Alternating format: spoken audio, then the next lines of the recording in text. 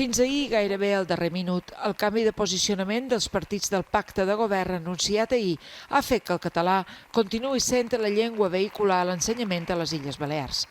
El llum vermell el van encendre sindicats, entitats de joves i la Plataforma per la Llengua. Avui eren davant del Parlament.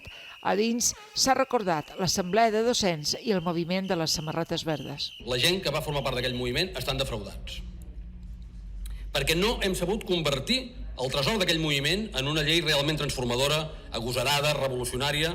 El conseller emocionat ha agraït tots els suports i ha defensat el model lingüístic. Un model que se fonamenta en la llei de normació lingüística, en el decret de mínims, un model radical, un model d'èxit, un model de consens, un model que ha vengut aquí des de fa molt d'anys. I aquest és el nostre objectiu. Finalment, la llei s'ha aprovat sense el consens que el conseller volia. El PP li ha retret que era pel canvi del darrer dia i ha deixat la porta oberta per canviar-la si ells governen.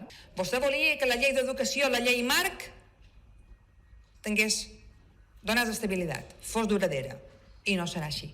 Que resultarà que és que el que han de defensar és castellà, és que això no s'ho creu ningú. Això no s'ho creu ningú, que han de defensar el castellà, tothom xerra el castellà. Convidats a dins i fora de la sala per celebrar a Can Ditera una de les lleis més importants d'aquesta legislatura. Margalida Solivelles, TV3 Palma.